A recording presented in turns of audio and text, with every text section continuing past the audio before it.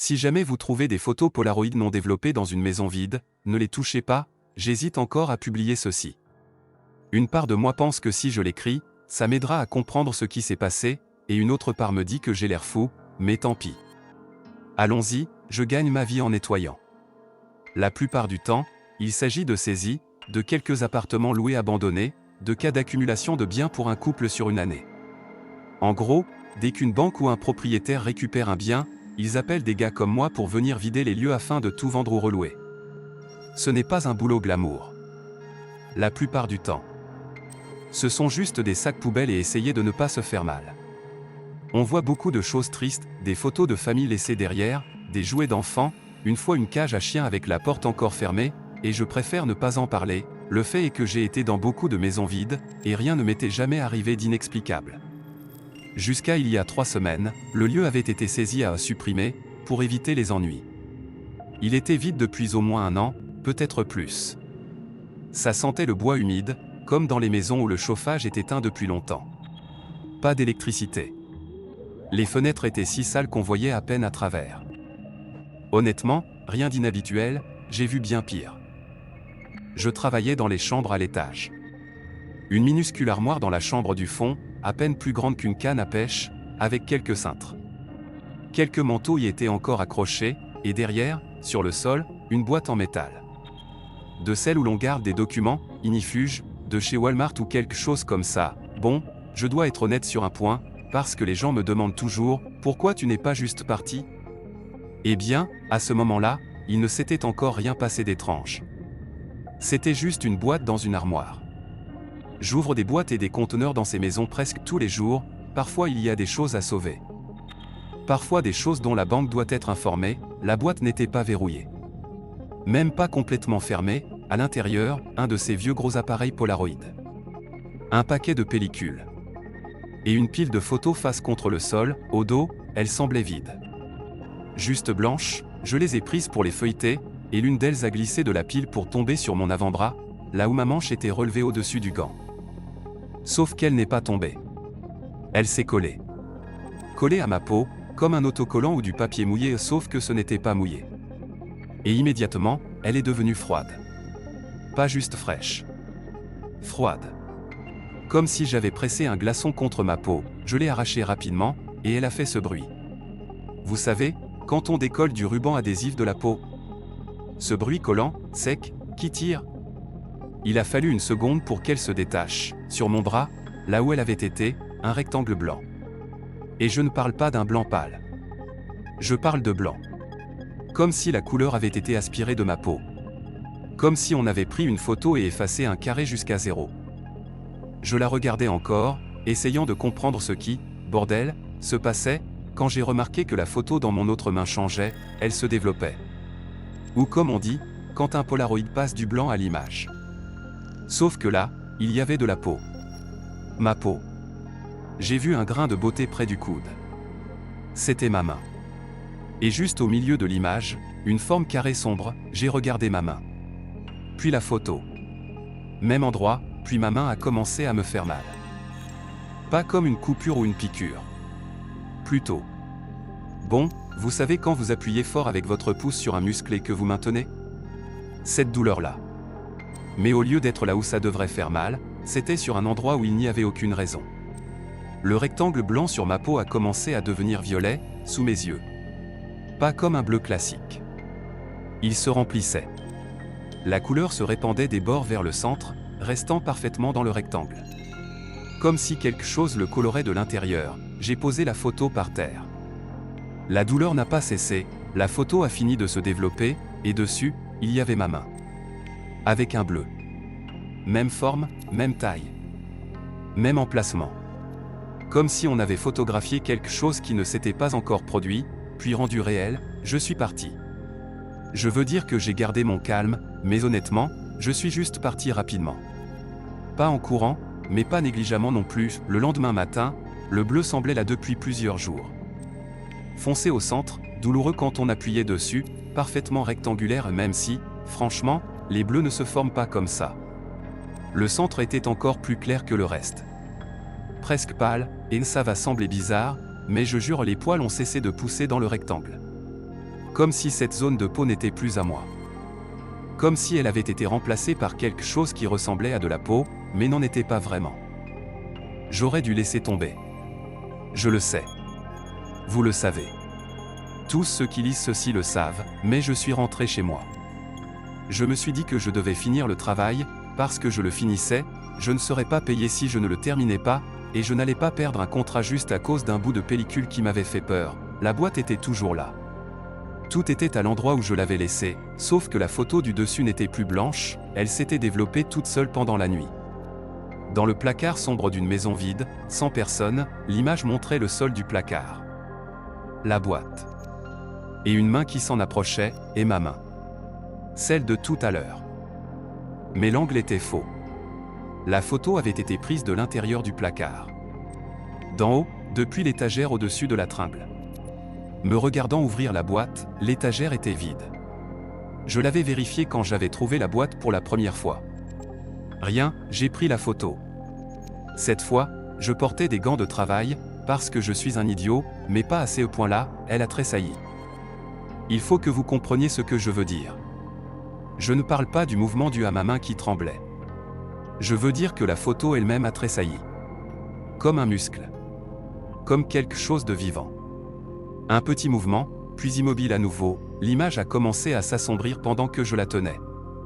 Les ombres du placard sur la photo devenaient plus profondes, l'intérieur de la boîte s'assombrissait, bien plus que ce qu'il aurait dû, puis quelque chose s'est penché en avant depuis cette obscurité sur la photo, pas un visage. Tout le monde me demande ça. Est-ce que c'était un visage? Non. C'était plutôt une tache sombre en forme de visage. Comme si l'obscurité avait des couches à travers lesquelles quelque chose poussait derrière. Mes mains étaient sur mes genoux. Je ne l'ai pas touché. Il a cliqué tout seul. Le bruit mécanique d'un Polaroid qui prend une photo. Puis le moteur a bourdonné. Et ensuite, une photo a glissé par l'avant, elle a glissé sur la table et s'est arrêtée juste devant moi. Je ne veux pas dire que ça a bougé parce que la table était inclinée. Ma table n'était pas inclinée. Elle a glissé sur une surface plane et s'est arrêtée devant moi, comme si quelqu'un l'avait poussée, je ne l'ai pas ramassée. Je suis juste resté assis à regarder le développement, c'était moi. Assis à la table de la cuisine. De l'autre côté de la pièce, comme depuis la porte du salon, sur la photo, ma main gauche était levée, et un carré noir était sur ma paume. Pas le signe rouge qui était vraiment là. Noir. Comme un trou. Ma vraie main a commencé à brûler. Profondément. Pas en surface. Comme si la douleur venait de l'intérieur, des os, des tendons ou quelque chose comme ça. Je me suis précipité au lavabo et l'ai passé sous l'eau froide, mais ça n'a rien fait. J'ai vu la peau de ma paume blanchir, puis devenir rouge, puis prendre cette couleur sombre, saturée. Des bords parfaitement droits. Comme si elle avait été imprimée sur moi, l'appareil pointait sur moi depuis la table. L'objectif me regardait. Je l'ai accidentellement jeté, et d'une façon ou d'une autre, il est tombé directement sur ma chaise, ou bien il bougeait. Je ne sais pas, j'ai attrapé des gants de cuisine, mis l'appareil dans une poubelle en métal. Puis j'ai jeté tout le film et les photos, fermé le couvercle et tout entouré de rubans adhésifs. Je l'ai mis dans le garage. On aurait dit que je me débarrassais d'un corps ou quelque chose comme ça, je suis allé aux urgences avec ma main. L'infirmière l'a bandé et a demandé ce que j'avais touché. J'ai dit, un vieil appareil photo. Elle m'a regardé comme si elle voulait demander autre chose, mais n'a rien dit. On m'a donné une crème pour brûlure et renvoyé chez moi. Cette nuit-là, je me suis réveillé parce que j'ai entendu ça, le bruit d'un Polaroid. Clic, puis bourdonnement. Juste à côté de ma tête, l'appareil était sur ma table de chevet.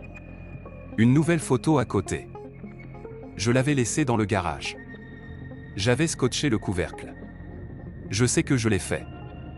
Sur la nouvelle photo, ma main était bandée. Mais sur la photo, le bandage était saturé. Sombre. Intense, ma main a commencé à démanger sous le bandage. Puis elle a brûlé. Puis une sensation de traction, comme si quelque chose sous la peau tirait sur le côté, j'ai arraché le bandage, et la brûlure a changé. La peau à l'intérieur du rectangle était lisse. Pas lisse comme une cicatrice, mais neuve.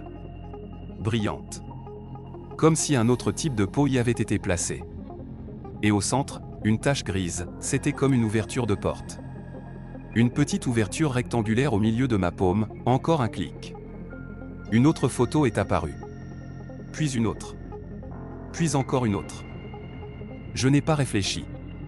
J'ai saisi l'appareil avec des pinces de cuisine, couru à la salle de bain, les jeté dans la baignoire et versé dessus de l'eau de javel, un nettoyant pour carrelage, un déboucheur, tout ce qui était sous l'évier.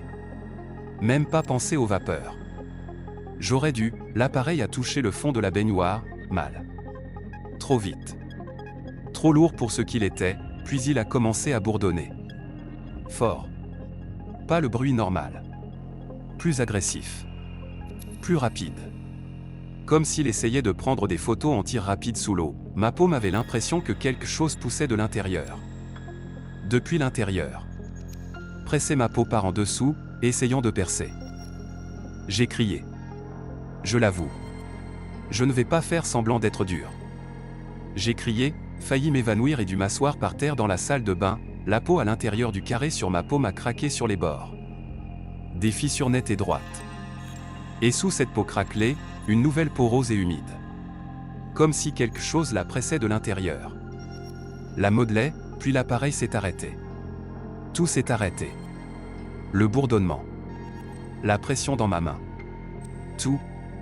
Juste fait, j'ai laissé tout dans la baignoire pendant 3 jours. Je ne suis même pas allé près de la salle de bain. Je me lavais les dents à l'évier de la cuisine, peu importe si c'était dégoûtant. Quand j'y suis enfin allé et que j'ai récupéré les choses, les photos étaient ruinées. Déformées, gonflées et collées. L'appareil semblait partiellement fondu, le plastique déformé et décoloré, je me suis dit, d'accord, c'est fini. Quoi que ce soit, c'est fini, puis j'ai pris la photo du dessus de la pile, et au verso, imprimé dans la surface, comme si quelqu'un avait gravé avec un ongle, il y avait les mots « Ne restez pas la nuit pendant qu'elle se développe ». Cette nuit-là, mon téléphone ne se déverrouillait pas. Face ID ne fonctionnait pas. J'ai essayé le code. L'empreinte digitale, j'ai regardé mes doigts, les crêtes avaient disparu. Mes empreintes digitales. Elles étaient justes. Lisses. Les 2 mains. 10 doigts. Lisses comme du papier. Comme du papier photo, ça fait déjà plusieurs semaines. Plus rien n'est arrivé. La cicatrice rectangulaire sur ma paume est toujours là. La peau en dessous se sent encore différente. Plus tendue. Plus fine. Parfois, il devient soudainement froid, très froid, aussi froid que lorsque la première photo a collé à ma main, mes empreintes n'ont pas repoussé. J'ai dû changer tous mes mots de passe. Je n'ai même pas pu accéder à mon application bancaire pendant 3 jours. Essayez d'expliquer à votre banque que vous devez réinitialiser vos mots de passe parce qu'un appareil photo fantôme a volé vos empreintes. Vous ne pouvez pas. Vous dites juste que vous l'avez oublié, je ne sais pas ce qu'il y avait dans cet appareil. Je ne sais pas ce qu'il a essayé de me faire. Je ne sais pas si cette forme grise de porte sur ma paume est ce que je pense, mais parfois, la nuit, ma main devient froide à cet endroit, et on dirait que quelque chose pousse de l'autre côté. J'attends. Une autre photo, oui. Ne touchez pas aux vieilles photos Polaroid que vous trouvez dans des maisons vides. Parce que qu'y a-t-il de l'autre côté de ce film, ça ne se contente pas de photographier, ça prend des empreintes.